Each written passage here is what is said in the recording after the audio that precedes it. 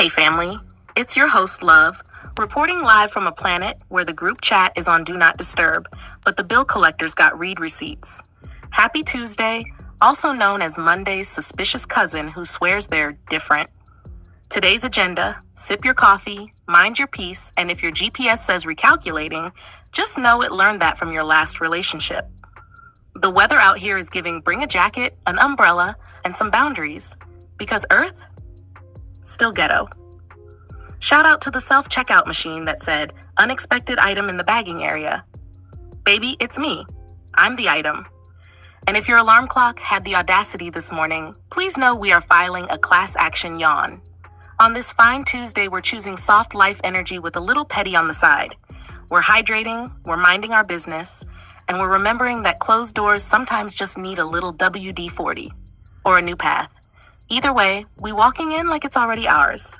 All right, cue the theme music. Tap in, turn it up, and tell your neighbor, if Earth is ghetto, at least the soundtrack slaps. Let's go.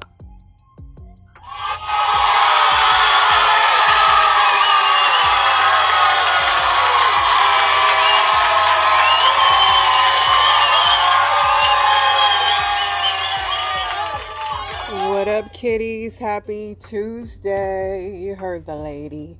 How was y'all Monday? Mine was fun. Me and my husband went to Olive Garden. They had all you can eat pasta. He only got like 2 bowls. He always swears he's gonna eat all this pasta and it just be 2 bowls. But then we were asking the cheese girl, what's the longest she's had to grate that cheese? Because I feel bad when they have to go over 30 seconds. She's like, she literally had to go back and get more cheese for somebody. That's how long. And they have the girls always have the littlest, tiniest arms and frames. How could you guys be so cruel? Other than that, y'all, I've been watching the Peaky Blinders. Finally, I've tried to watch that show 25 times, but I'm finally getting into it. There's only 6 episodes per season, so I'm already on season 4, but that's really it. It's been quiet in my world. Thank the Lord for that. Hopefully all is well in yours. And let's get into this news. France has confirmed an outbreak of highly pathogenic avian influenza or bird flu on a farm in the north of the country. A German woman who stole the top ancient column in Olympia over half a century ago has returned it to Greece.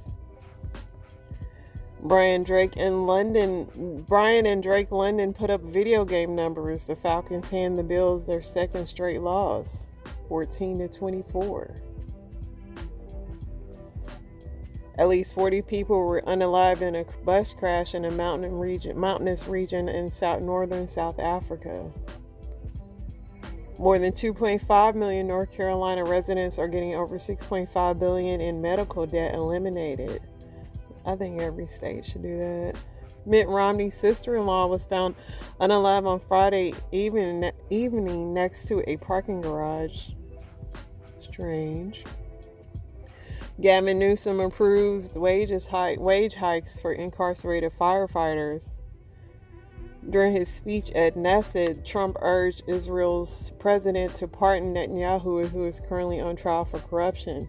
He said, why don't you give him a pardon? Give him a pardon. Cigars and champagne. Who the hell cares about that? Alec Baldwin crashed his car into a tree while driving in East Hampton on Monday. I guess he's okay. So Wendy Williams' ex-husband, Kevin Hunter, I guess he was trying to block Wendy's guardianship and the judge ruled against him. But it's Kevin, if you would have never messed up your marriage with Wendy, now you mess up your bag and now you look at all this. This is really all Kevin's fault. He had it good. Wendy knew he was cheating. Let him have his own condo and everything, but he just had to do the most. So he messed up his own bag. Happy 57th birthday to Tisha Campbell. She looks good. Israeli authorities released hundreds of Palestinian detainees and prisoners as part of the ceasefire agreement. 2 people were unalive when a small plane crashed on Route 195 in Dartmouth, Massachusetts on Monday. Barron Trump reportedly eyed for a major TikTok role as the app shifts to U.S. control. Tennessee's Titans fire coach Brian Callahan following just 6 games in this year's campaign to make him the first NFL sideline chief exit this young season. 2 people passed away after we talked about that. The death toll in Mexico's torrential rains has increased to 44 as fallout mounted from widespread flooding and landslides across the country. Stocks jumped Monday after President Trump said all will be fine with China. Amazon says it plans to hire 250,000 workers for the holiday season across its fulfillment and transportation networks in the U.S., the same number as the last 2 years. Ice-T, somebody shared a video when he was popping and locking back in the day. I would play it, but I'm not doing no copyright strikes right now, okay? They get on my nerves too much. But anyway, he said, yep, I started my hip-hop journey as a dancer. I was locking in a group in Crenshaw High School. The original Lockers were the first LA professional street dance group out of LA. My crew was called the West Coast Locksmiths. We should have had more Ice-T dancing. Because now we just ended up with Colors and Gangster Ice-T and Law and Order Ice-T. Ukrainian President Zelensky said Monday he would travel to the United States this week for talks on potential U.S. provision on long-range weapons, a day after President Trump warned Russia he may be sending Kyiv long-range Tomahawk missiles. A 76-year-old woman in New York City is unalived by a 7-foot solar panel that came loose due to strong winds, those nor'easters. The matriarch of a wealthy South Florida family who was convicted of hiring someone to unalive her former son-in-law has been sentenced to life in prison. Alleged child assault fugitive captured in Colorado after more than 4 years on the run. California Governor Gavin Newsom on Monday signed legislation to regulate AI and chatbots and protect children against potential dangers of the technology. The Washington Post joined New York Times, CNN, and Atlantic in refusing to sign the Department of Defense restrictive new press policy, citing First Amendment concerns. On this day in 1914, Garrett T. Morgan patented his invention, the gas mask. The Israeli military says 20 living hostages have been released by Hamas and have returned to Israel. Until Monday, 48 hostages were being held in Gaza, although some are believed to be unalived.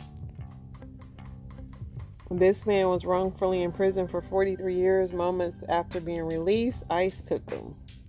That's crazy. Extreme weather events in general have increased in severity since 2000.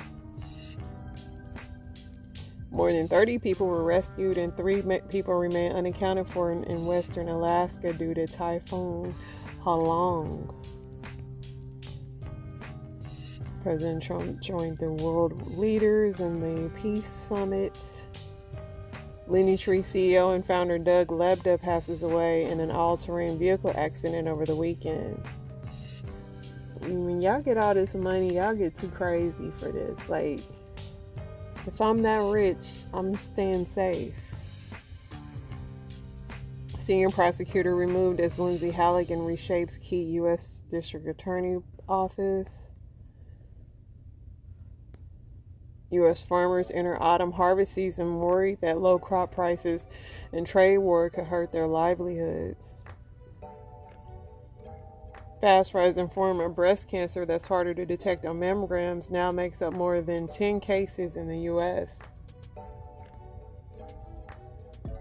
Wall Street Journal reports that Ghislaine Maxwell had a meeting with an unknown person in her prison camp during which the entire prison was on lockdown.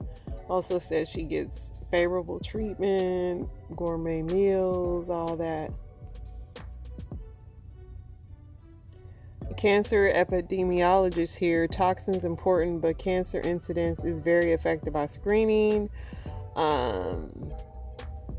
Pretty much saying that cancer rates among pediatric champions, which share 99% of our DNA. Zero childhood cancer is preventable illness based on toxins. Societies telling moms and kids it is safe to ingest. And the title was Why Are More Young People Getting Cancer? In the last decade, more than dozens. There was a dozen types of cancer that have risen among young people under 50. So this guy is saying it's toxins. Well, it's everywhere. FDA recalls blood pressure medications nationwide. Legendary singer Neil Young has announced that he is removing his music from Amazon Music due to founder Jeff Bezos' support of Trump. This was funny. This girl was telling her husband that she was doing a birthday message for somebody at work, and this will be my husband's reaction. Yes, he asked me to sing. This guy wants me to sing him happy birthday, and I'm going to send it to him on TikTok. Happy birthday to you. Wait, what? Happy. You said some guy? Yes, he asked me to sing happy birthday to you.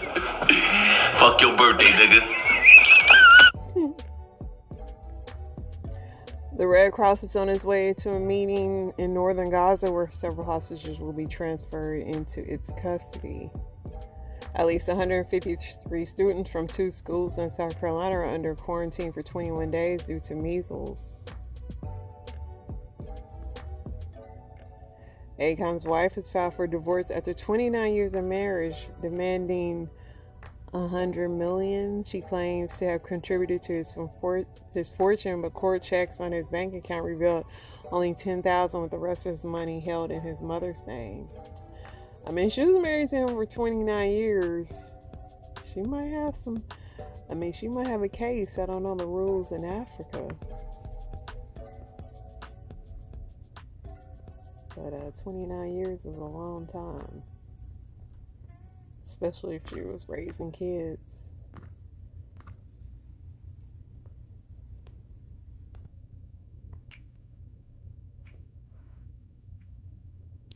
Mike Johnson warns that the shutdown could be the longest in U.S. history.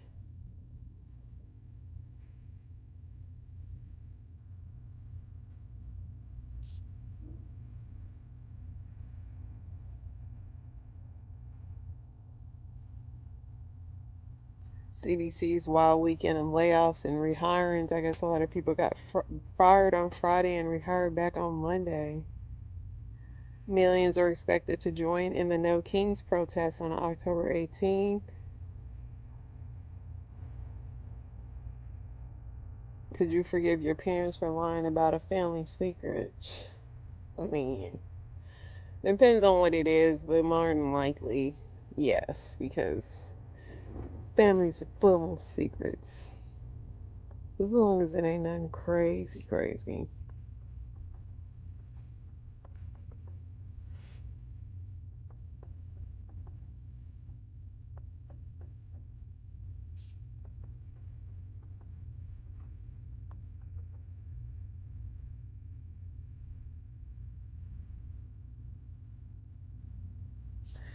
Under the jail, this Texas mom is found guilty of torturing her. I wonder what happened to them twins. I've been thinking about them, like those twins in Texas were being handcuffed and they escaped, and they were forced to eat feces and drink bleach and spray Lysol in their mouths for talking too much.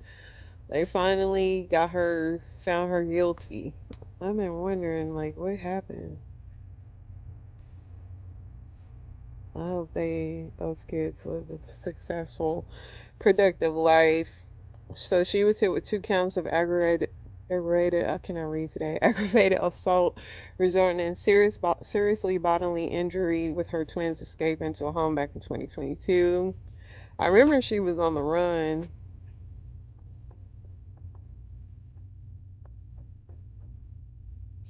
Yeah, she getting sentenced finally. I was wondering. You hear all these cases and then you just never know what happened to the people. Wendy Williams reportedly didn't know she was paying $25,000 a month in rent. She was told it was 18. I mean, Wendy, for that place you got in New York, honey, It seemed like it. The place is so high.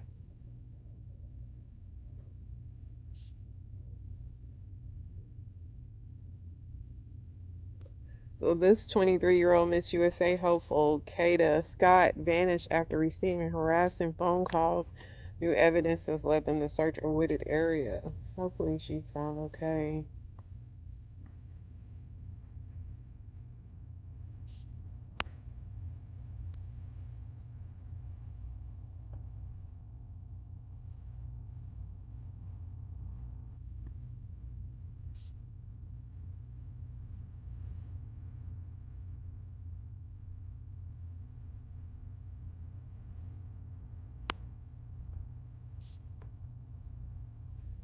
This was funny, so because the comments on this, but Lil Wayne refuses to eat fast food. He has his tour bus pull over so his chef can cook, and people was like, all the drugs he did. Said he ain't ate fast food in 20 years. But they say I don't blame him. So what's making his dreads fall out? Bro, do every drug under the sun, but draws a line at a chicken sandwich. No fast food, but we'll pump your system full of drugs. Wayne looked like he need a burger or two.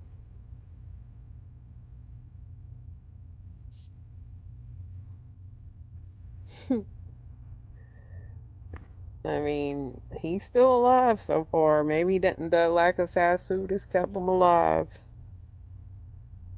Cardi B's ready for the baby to come.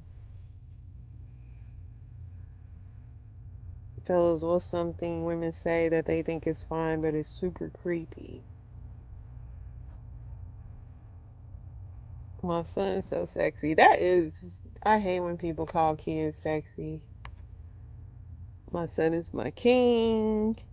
I'm just a girl, woman over 25. Let me hold it while you pee. Fellas, blaming your action on your zodiac sign. Grand rising.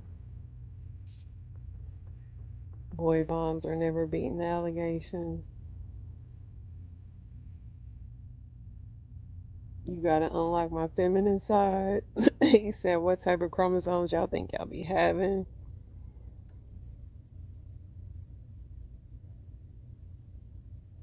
A woman who's in a gang.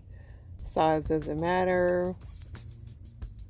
A woman who act like she didn't see a roach crawl across her wall. I'm a little toxic. Equally yoked, talking about money when it's nothing to do with money.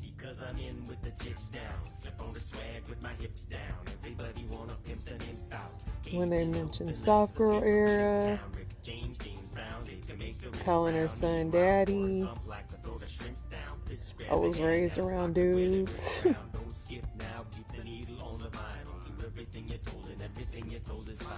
The men got a lot to say, y'all. Jonathan Major opens up about battling bad thoughts, says his wife helped him through a lot. I really hope they are in couples therapy though, because Megan made him happy, but like, that's a lot of burden to take on. Ladies, what's something you say that they think is fun? What's something guys say? Oh, the list is too long. The list is too long, but I'm gonna read these comments. But I'm gonna get you pregnant. Grand Rising. What up, Big Money? What you got on? You pretty for a dark skinned girl. Where my hug? The where my hug is the worst. And asking you to smile. You were my dream.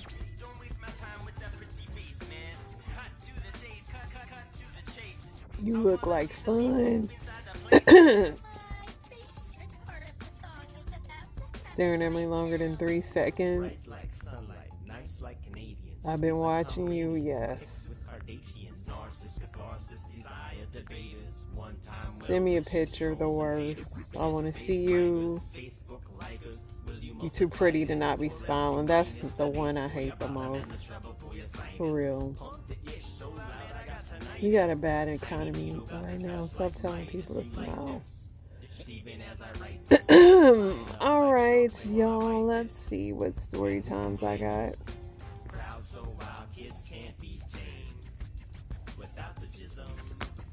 In somebody's wedding, and it ended in me getting photoshopped out of all of her photos, her wedding photos. And it's not because I wasn't a good maid of honor. Let me tell you, I did everything for that girl, for that wedding.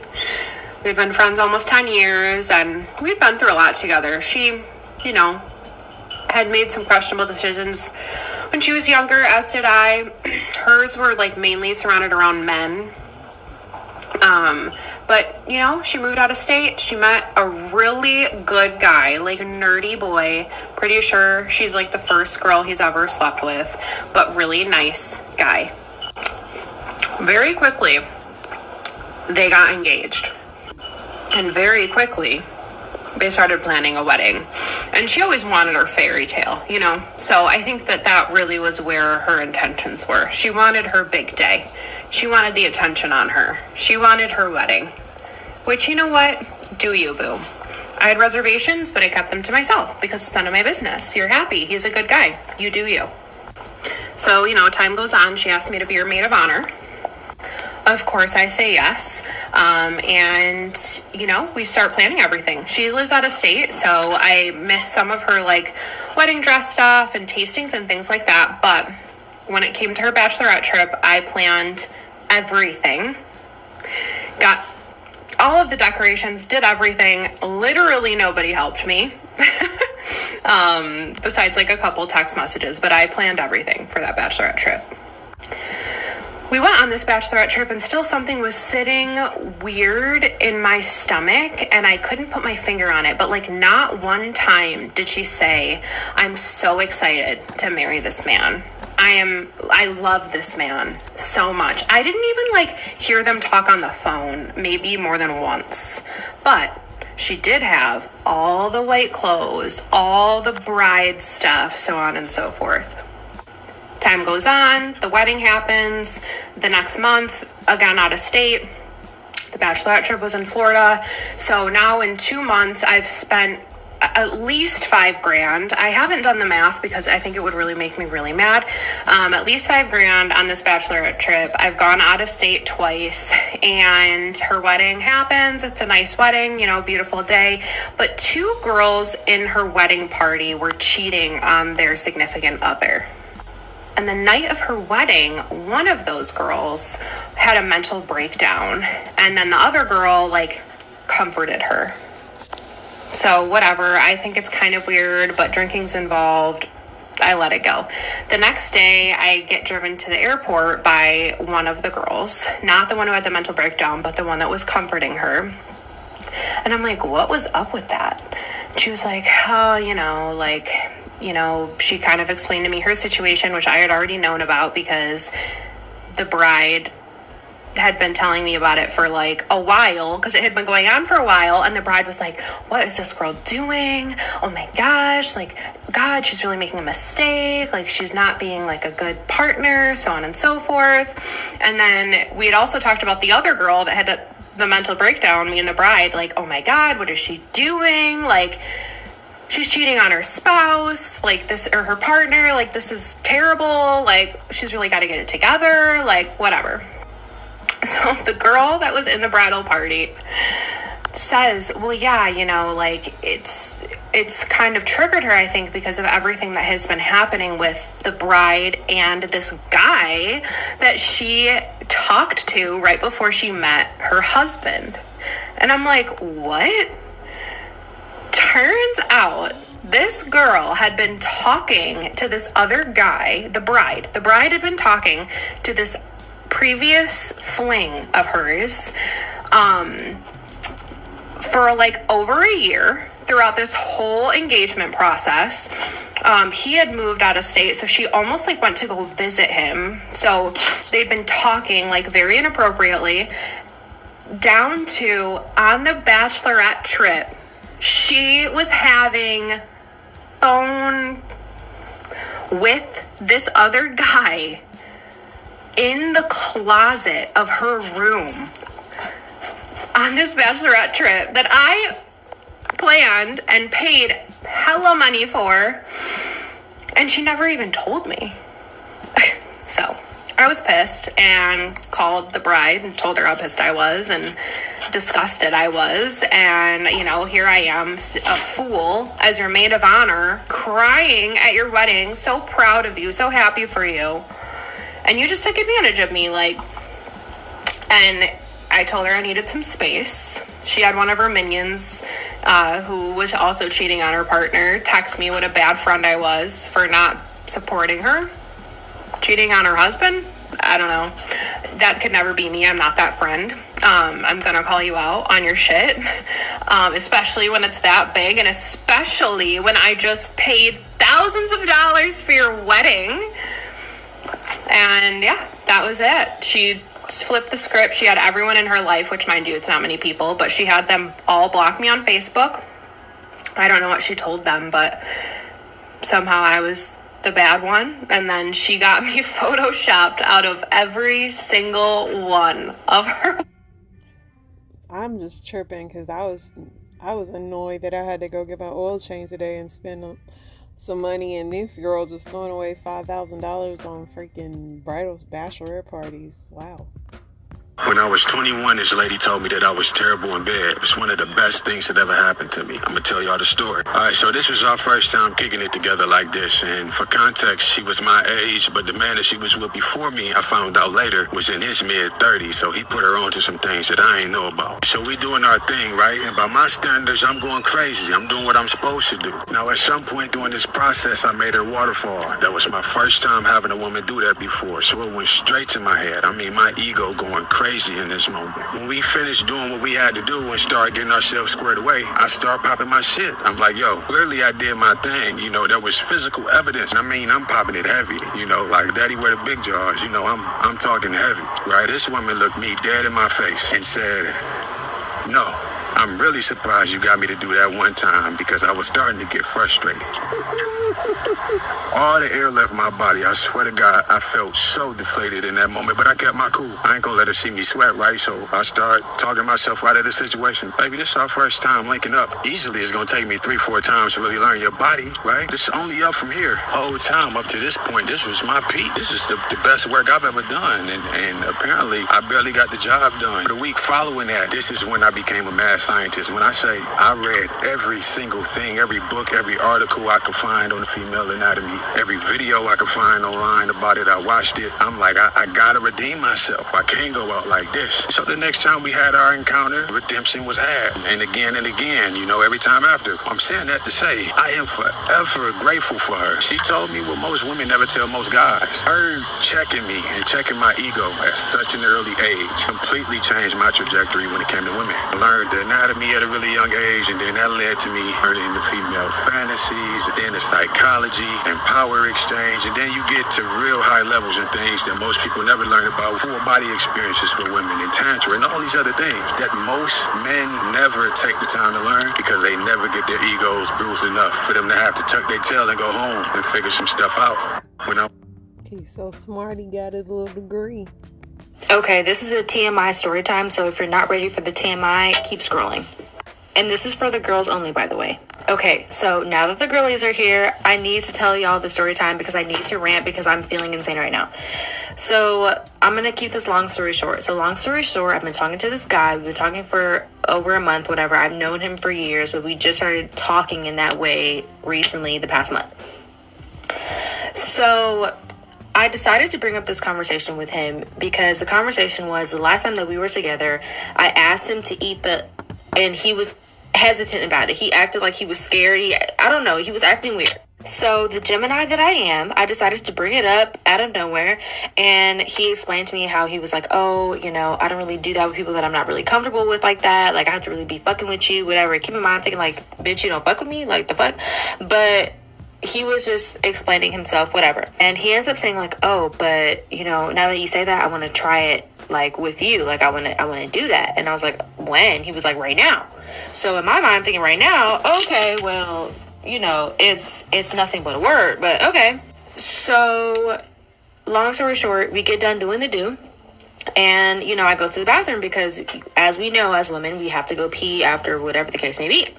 So I go pee, I come out, he goes into the bathroom, we trade places, whatever. I see my underwear on the ground on full display. I mean, fully open, like fully on display, y'all. I'm looking at it. And I see that I was spotting. I did just finish my period. My period ended like 2 days ago. But sometimes I spot after that. Whatever. We fucking know we're girls. Whatever.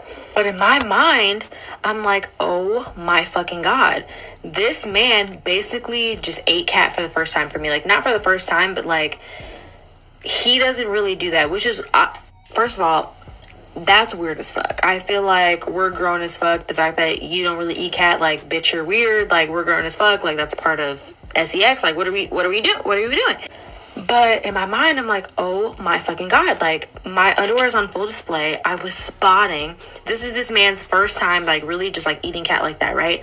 So I immediately start feeling some type of way, which, first of all, I shouldn't be feeling some type of way because I'm a woman. Women, we have shit like that. Sorry, not sorry.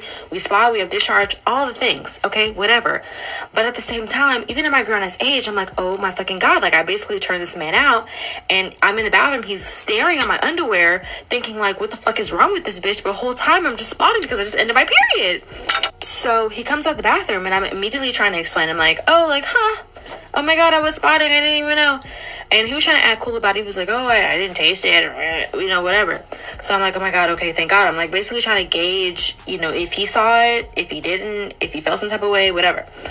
And he acted like he was cool. And then all of a sudden he was like, yeah, but like, I gotta go because of, you know, X, Y, and Z.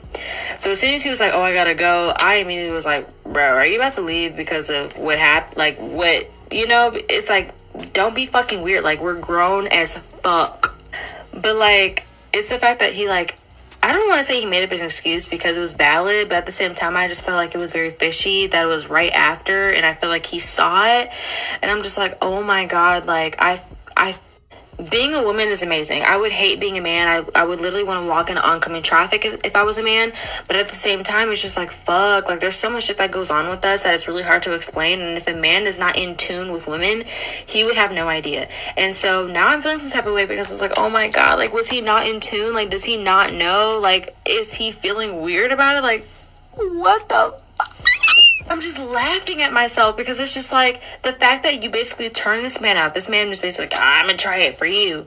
And then as soon as he try it, now he look at your underwear and you spot it. Like, bitch. Oh, it happens. I mean, if he lives long enough, it won't be the worst thing to happen to him. Some people got catfished. I was the catfish. Real bad. Biggest fish. I found a boy in one of these chat rooms on like this little gaming site. We fell in love. This kid was like 19. He lived in Maine. I had this boy convinced that I was a white girl. Lived in New York with my aunt, and that I lived like the coolest life. We would talk all day, every day. He would confess his love to me, and we had so much in common, and yada, yada, yada. But he had a girlfriend. This went on for like 2 years. I'm gonna break up with my girlfriend. Like, I want to be with you. I want you to come out here. You can live with me. First, I'm gonna buy you a webcam. I want to send it to you. Problem: I don't live in New York. Excuses like, I don't want you to send it here because I don't want my aunt to like know that I'm leaving. Then he was like, all right, well, until we can figure out like how we can see each other, let's just talk on the phone. Like, I've never heard your voice before. Like, I need to hear you. I kid you not, we were planning to have our first like phone date, and I'm watching TV, and why does a freaking trailer for Catfish come on?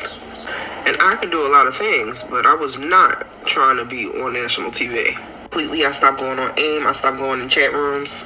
My freaking wake-up call. Part of me also wonders if he thinks that I died. Sorry to that, man. So if you ever see this, you know who you are. I'm not dead, and I did care for you. And I hope you ended up staying with your girlfriend, and you guys are married and have so many kids now. Thank you, guys. But you'll always be the one that got away. Story time about how my dad went from being a respected doctor to whatever the hell he is now. So I know I will probably be reading because I wrote down the timeline of everything. Okay, so like my dad's been an alcoholic for basically my entire life, but 2020 is like when I noticed he went really, really off the rails. He's a doctor, so he got audited by the DEA and had to pay like $500,000. And around this time, he was in and out of the hospital constantly. So then, like, flash forward to November 2021, we go on my 21st birthday trip, and it's supposed to be like my big thing, right? Well, he tries to kill himself. Oh my God. And at this point, he's on a lot more than just alcohol. So after the trip, we finally get him into rehab for the first time in his life. He would never go. The second he's out, he starts drinking again. So then, like, fast forward a few years, he's lost his job, his practice, basically all his money and his house. Meanwhile, October 2024, out of nowhere, he meets a 26-year-old woman, which is 2 years younger than my older sisters and practically my age. They fly to Vegas and elope after like 2 weeks of knowing each other. And around this time, he starts stealing money from all of us because he had access to all of our accounts that he opened before we had all turned 18. So he stole money from my 2 younger sisters, like out of their savings and checking accounts. He drained my one sister's savings, and he put $14,000 on my credit card. So now I'm stuck with the debt. And then early 2025, we finally sent him to rehab again. He checks himself out, of course, and he goes back to his office. He was like kind of just camping out there, but it was empty. It was like in escrow, so it was like about to be sold. I don't even know. But he ends up at a bar, gets jumped by 4 guys, and is literally left for dead on the end, like side of the road. Someone ends up finding him though and gets him to the hospital, but now he's like permanently damaged. He can't like talk or walk normally anymore. It's getting a little better, but yeah. Then, since then, he's kind of just was living in his car, somehow still finding alcohol, bouncing between hospitals, whatever. He finally goes to rehab again in the summer, and after rehab, he moved in with his wife and her ex-husband. But then the wife kind of like just disappears. She like never goes there anymore. I don't know where the hell she is. So now it's just him and her ex-husband living together like brothers. Yeah, weird. But meanwhile, all this is going on. He's in court for DUI, and felony charges for the DEA. So yeah, that's my dad. I'm speechless. Yeah, please let me know if I'm tripping or if I'm just not being understanding, because my best friend and I have been planning a trip for about a year. We finally decided on a location, okay? We booked, ready to go. We go next week. Okay, it's going to be me and her. We have been planning it for about a year. I get a phone call. She's sitting here saying that her man wants to go. I was like, well, why does he want to go? She goes, oh, well, he also needs a trip too. I was like, okay, well, that's great. But you and I have booked this trip. It's going to be you and I. This is supposed to be a little best friend getaway before, you know, I decided to go on my vacation. She's like, yeah, but he just really wants to go, but he can be the driver. Like, he won't even, you know, we won't even notice him. Thought about it for about 20 minutes. I was like, okay, you know, if he's just going to be the driver, then fine. If he's going to get his own little room. She goes, oh, well, no. He can't stay in the room we're staying in? No, he cannot. She goes, oh, well, we have 2 beds. You know, him and I would sleep in one bed. He was to sleep in the other bed. I get that, but no. She goes, oh, I just don't think you're being understanding. I was going to let him go to be our fucking driver. I felt like that was being understanding enough. She goes, yeah, but, you know, this is my husband, so I can't really leave him behind. But you can. You can leave him behind. And I was like, okay. I was like, well, what am I supposed to do? Like, when it's just y'all two? She goes, oh, you won't even notice him. I was like, okay. I was like, I don't know. I really got to think about it. She goes, oh, well, if you decide that you don't want to go, would you get mad at me and him still go? But I paid. I already paid for everything, half of everything. She's like, yeah, but there's no point of canceling it. If you don't want to go because he's going, then you just don't have to go. That's foul. And why would you not understand that you don't want to be in a room with her man? Like, one bathroom. Like, I can see if y'all had a house or something, but that's foul. So a few weeks ago, I friend zoned this guy because I'm not looking for a relationship. Yesterday, he messaged me saying he wants to go to the flea market with me. I said, okay, cool. And I was like, do you want to meet there or do you want to go together? And he said, let's meet there as friends, of course. I said, okay. So then we were supposed to meet at 5. I get there at 5. He didn't message me back. He's not there. So I do what I was going to do anyway. I go shopping because I was going to go regardless. And he ends up texting me like 20 minutes before I'm about to leave. And he's like, hey, sorry about that. My alarm didn't go off. And I didn't respond because I was actually about to leave. And so then I checked my phone again in before I call my Uber, and he's like, hey, I'm here now. Like, I'm looking for a parking space. I said, okay. And then 10 minutes go by. I said, did you park? And he's like, oh, like, I'm going to have to park a few blocks away because there's no parking. I was like, okay. So 30 minutes go by. I don't hear from him. I check his Instagram and he blocked me. So I'm wondering if like this, like standing me up was like revenge for me friend zoning him. Did that make him feel like a man? So you did right. You guys aren't meant to be together. I was gonna say dodge a, you know what, but with the way these people be tripping about stuff, it makes my own words. I can't say what I would normally say. Is anyone out there willing to move into this castle permanently in Scotland? They pay you £75,000 a year to live there, but it comes with some major strings attached. One major string, I might say, and it's that you have to take care of these two swans that live in the moat roundabouts the castle. Those two swans spend almost majority of their times there. Their names are Abigail and Durufud is what they named the male one. It's really hard to pronounce.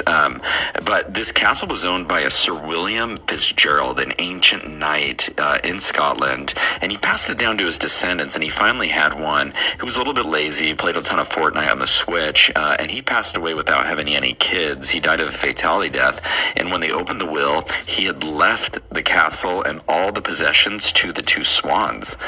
So they are the proper owners of everything you see here, even the 190 acres roundabouts it. And so if you live in the castle, your one job, make sure the swans are well fed, make sure that they're happy. If they want to come in the castle at night, you've got to let them in. But other than that, you can pretty much do whatever you want. But if you're curious about it or want to learn more, just shoot a comment. And what does the inside of the castle look like? Because that thing looks barren, for real. Nicole, I'm gonna plug that motherfucker up. Fuck this shit here. Shit, I ain't with this cold shit. That's no you ain't. You sure? No. Come on here. What you doing in the grass, Ed? Damn! Big goddamn Nicole, I'm plug. Listen, Ed, you had Ed doing too much, ain't he? Alright, y'all, that is the show. Inspirations of the way. Y'all stay so blessed.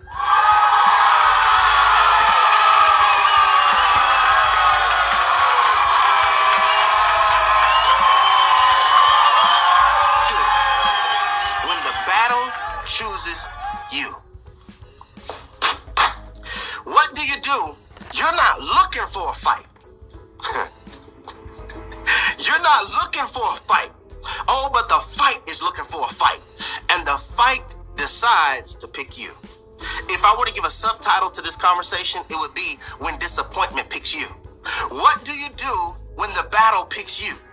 What do you do when you're not looking for a fight, but that fight is looking for a fight and it decides to fight with you? See, hear me. It doesn't matter your ethnicity. It doesn't matter if you're Asian, black, white, Puerto Rican, Canadian. Your ethnicity does not matter. Your classism does not matter. Your educational status does not matter. Rather, you live in a home, a car, on the street, that does not matter. Young, old, man, woman, this is a particular battle that will choose all of us, and that is the battle of disappointment. The battle of disappointment. Who in the world am I talking to? I feel you. The battle of disappointment. Somebody has been putting a deadline on God. And if he does not do this, I'm done with Christianity. We say these churchy colloquialisms like, delay doesn't mean denial. Let me throw you a curveball. Is it really delayed? Or are we disappointed because we gave it a deadline? See? Is it really delayed doesn't mean denial, or it's we have given it a deadline and we're saying it's delayed because of the deadline we gave it. By the time I'm 30, by the time I'm 35, by the time I'm 26, by the time I'm 50, I will have. Is it really delayed? Is it really delayed, or have we given it a deadline? Disappointment? I didn't ask for this. Disappointment? I didn't ask for this. I want to just stop right here. I did it before we went live, but I want to do this publicly because I feel this. Father, in the name of Jesus, whoever has been battling disappointment, whoever has given you a deadline and they're low-key, matter of fact, high-key, upset with you because we have not experienced the fruit of an expectation, because we have not seen them change, because it has not happened for us yet. I'm asking God, would you give us a different perspective, please? Give us a different perspective so that we won't hold our commitment to you based on what we want you to do for us. God, I'm asking that you help us heal. I'm asking that you help us think different. I'm asking that you give us a mind to trust you even when we don't like your pace. To trust you even when we feel we can't trace you. I thank you that you've anointed my lips for this moment to penetrate the heart of your daughter, to penetrate the heart of your son, even to penetrate those who don't claim you as Lord. But somehow this ended up on their algorithm and they're watching this. Help us, God, trust you. Even when we feel as though you keep on disappointing us. In Jesus' name, amen. Somebody put that in the room, amen. I just felt it. I said, stop, hold up. We need to pray because somebody is battling disappointment and you're like, I didn't ask for this. I didn't ask for this. I didn't ask for this. See, the battle of disappointment is when you're disappointed because you're measuring yourself, but you keep on coming up short. Disappointment. I didn't ask for this. Disappointed. Like, I'm disappointed that I'm never poured into the way I pour. I'm disappointed. I did not ask for this. I'm disappointed. See, when you keep on pouring into a place, space, or person, when you keep pouring into a person and they don't pour back into you, that causes for us to experience helper's fatigue. Helper's fatigue. That is the exhaustion and the tiredness you feel when you treat that space, that person, or that place like a priority, but you're treated like an option. Disappointment. Disappointment. I didn't ask for this. I didn't ask for this. The disappointment of applying but not getting hired. Disappointment. The disappointment of a painful relationship that died. A painful relationship that was severed. And the reason it's so painful is because we keep on replaying it in our head. Like whatever went on in that relationship on why it ended, the mental loops keep the pain alive. Watch this, family. When you keep on meditating on what happened, when you keep on meditating on the pain, your body will then produce the exact same chemical it did in the event right now when it's over. Because the body remembers. The body keeps score. The body remembers. So when I meditate on how they hurt me, when I meditate on the molestation, when I meditate on the sexual abuse, we're talking about all of it. When I meditate on the trauma, your body literally releases the exact same chemical it did when you experienced it. So when the trauma happened in February of 2017, and you are still meditating on what happened in February of 2023, the exact same chemicals you felt in February of 2016 or 2017 is the exact same chemicals that are released in your head right now in February of 2023. The exact same chemicals. I taught us this so many times, but I have to do it. Some of this information is education to some, but then it's simply a reminder to others. Anytime we keep on meditating on the trauma, our body releases cortisol. That is your stress response. This is your body's inward alarm. So literally, some of us are walking around due to disappointments with this alarm that is constantly going off in our soul, saying, I'm tired of this. I'm tired of this. I'm tired of this. I'm tired of this. It's your stress response. Your cortisol levels are rising. I'm tired of this. I'm tired of this. I'm tired of this. And if you have ever had an alarm system, that ringing gets annoying. And so what does the body do? It tries to figure out, how do we stop the alarm? That manifests as drinking. That manifests as sleep paralysis. That manifests as wrinkles under your eyes, bags under your eyes. That manifests as weight gain or weight loss. That manifests as hair loss. The body is trying to figure out, how do I stop the alarm? What is the passcode? Like, what do I push on the keypad of my emotions?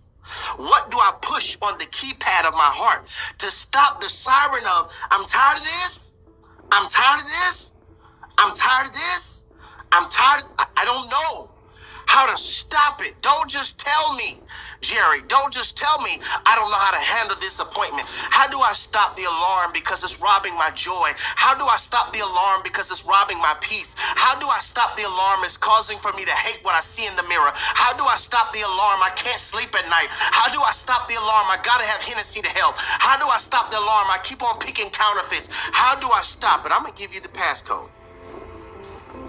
The passcode is when you recognize that a change of plans is not disappointment, but a change of plans is rather God ordering your steps. Torrance, we can end it. See y'all next week. We can end Therapy Thursday. I'm giving you the password. I'm giving you the cheat code. What's the passcode on the keypad of my emotions and my mind to stop the alarm of, I'm tired of this? What's the passcode? This takes spiritual maturity. It's when you recognize a change of plans is not God trying to disappoint me, but rather it is God ordering my steps. Psalms chapter 37, verse 23. Let's look at this. Psalms chapter 37, verse 23. It says, the steps of a good man. This is not speaking about gender. This is talking about mankind. Man as a race of humanity. The steps of a good man are ordered by your decisions. It's not what the text says. The steps of a good man are ordered by your degrees. You thought it's because you have a PhD. You really thought it's because you have more degrees than a thermostat, right?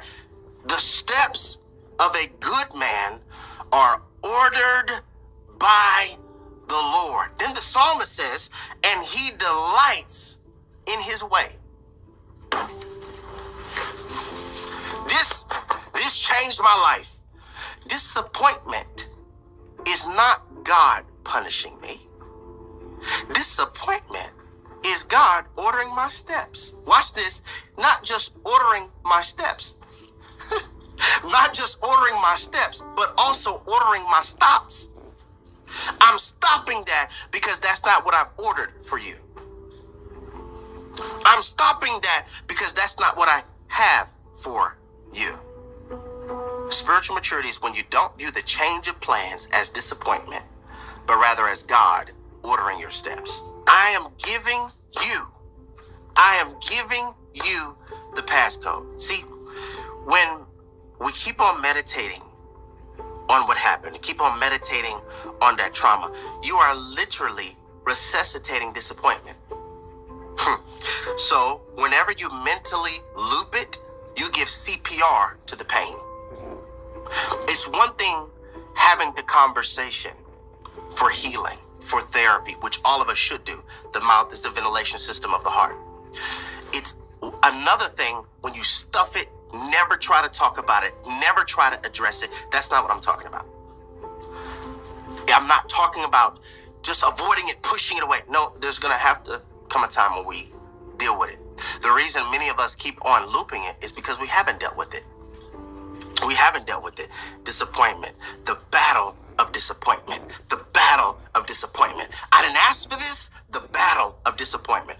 Why is this a battle? The reason it's a battle is because it is a fight. It is a fight to try to find the blessing somewhere in the problem. It's a fight. It's a battle with disappointment. It is a fight because I'm trying to find what's the point. I'm trying to logically grasp, why would God allow this? Why? I didn't ask for this. It's a fight due to the gunfire. There it is. It's a fight due to the gunfire and the gun smoke from the cannon of discouragement that has blinded us to hope, to God's will. It's the smoke.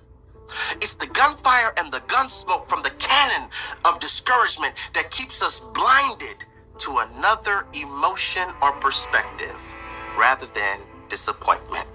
And I'm trying to tell you, it's when you view a change of plans as God ordering my steps. I know you're trying to fight. I know you're trying to fight it. Man, I know I should be grateful, but I really want that position. It's a fight, isn't it?